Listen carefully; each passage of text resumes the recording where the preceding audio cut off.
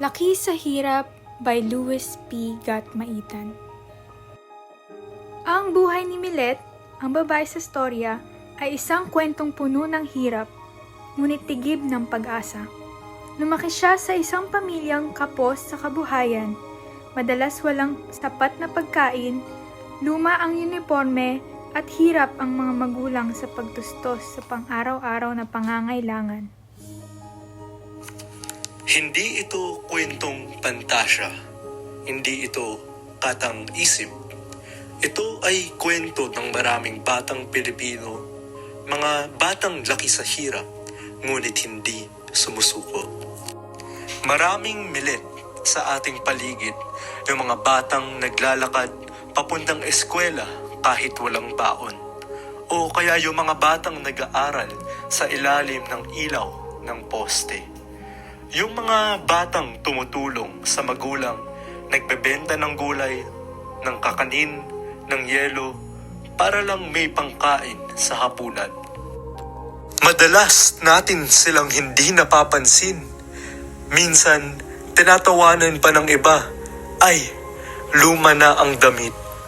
Pero ang hindi nila alam, sa likod ng lumang damit ay pusong puno ng pangarap. Pangarap na makakaahon sa hirap. Pangarap na makakapagtayo ng bahay para sa magulang. Pangarap na maging guro, doktor o inhinyero. Hindi para sa sarili, kundi para sa pamilya.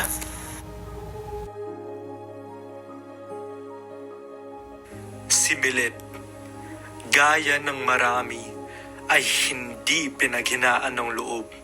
Natuto siyang tumindig sa gitna ng gutom. Natuto siyang ngumiti kahit pagod.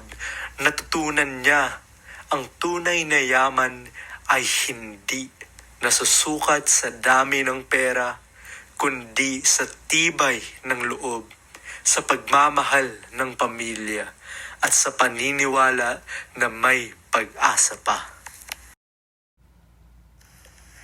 Kapag pinapanood mo si Milet na tumutulong sa nanay niya magtinda ng banana Q, makikita mo sa kanyang mga mata ang pagod.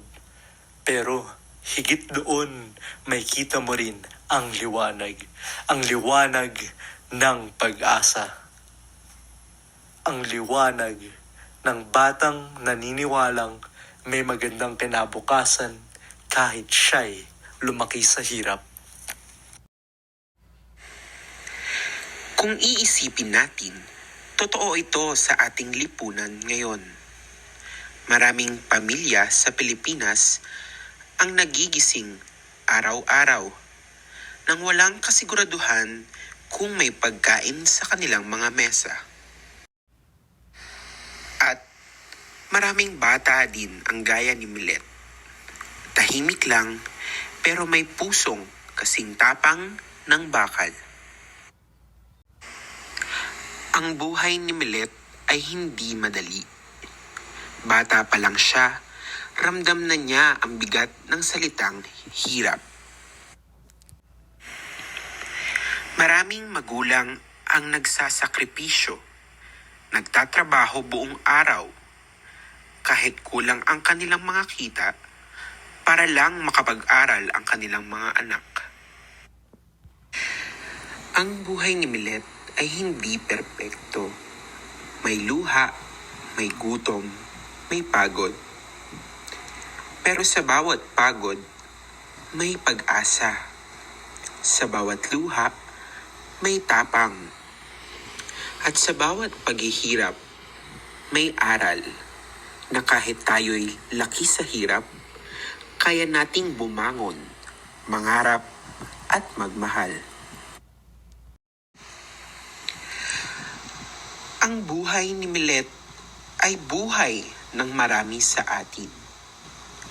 At habang may batang handang mangarap, habang may pusong marunong lumaban, mananatili ang pag-asa.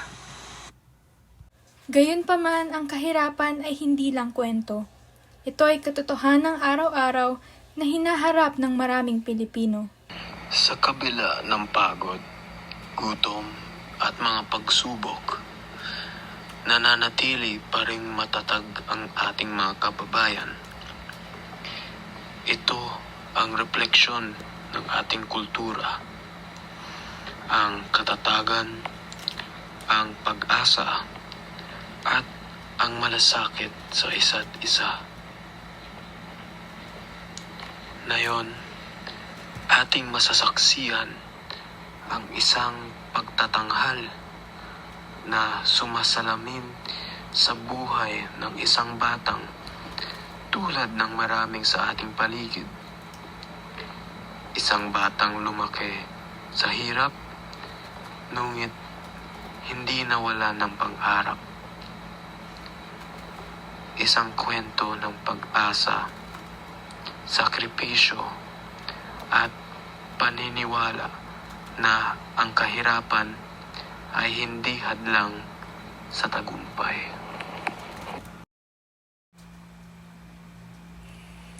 Ang dulong ito ay hango sa aklat ni Luis P. Gatmaitan, Laki sa Hirap.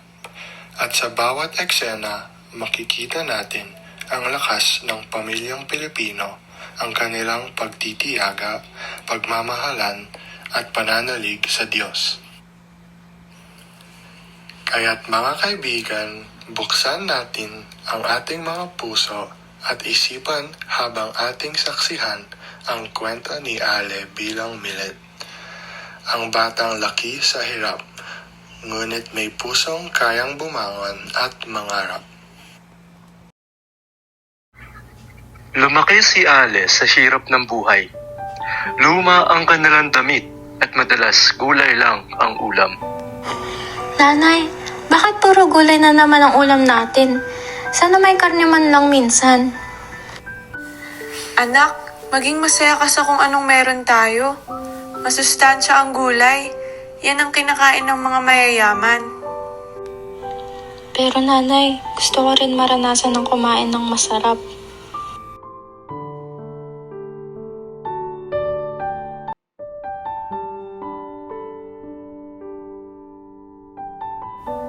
Marami silang magkakapatid, kahit kaunti ang kinikita ni tatay. Pinagsisikapan niyang mapakain silang lahat. Mga anak, magtitiis muna tayo ha. Balang araw, giginhawa rin tayo. Tay, bakit po ang dami ng anak? Masaya akong may pamilya akong ganito, kahit mahirap.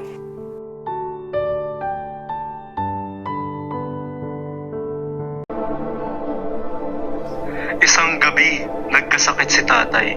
Hindi na siya makapag-tricycle. Ale, baka kailangan mong tumigil sa pag-aaral muna. Hindi, dapat magpatuloy si Ale. Balang araw, siya ang mag-aawon sa atin sa hirap.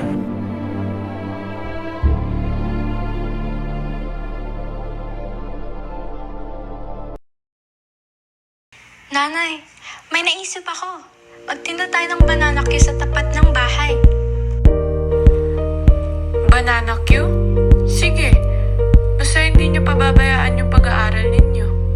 At ako ang magpiprito. Galingan niyo ang mga apo. Yay! Kami ang magbabalat. Kami din ang magtutuhog. Nagtitinda sila ng banana cue. Maraming tumatangkilik, maging ang kanilang mga guro. Ale, masarap ito. Bibilhin ko ulit bukas. Ipagpatuloy niyo yan, ha? Salamat po, ma'am. Lahat po kami nagtutulungan para sa aming pangarap. Nag-aaral ng mabuti si Ale. Kahit pagod sa pagtitinda, hindi siya sumuko. Hindi kasalanan ang maging mahirap. Kasalanan kung mananatili tayong mahirap. Balang araw, makapagtatapos ako at tutulong sa iba.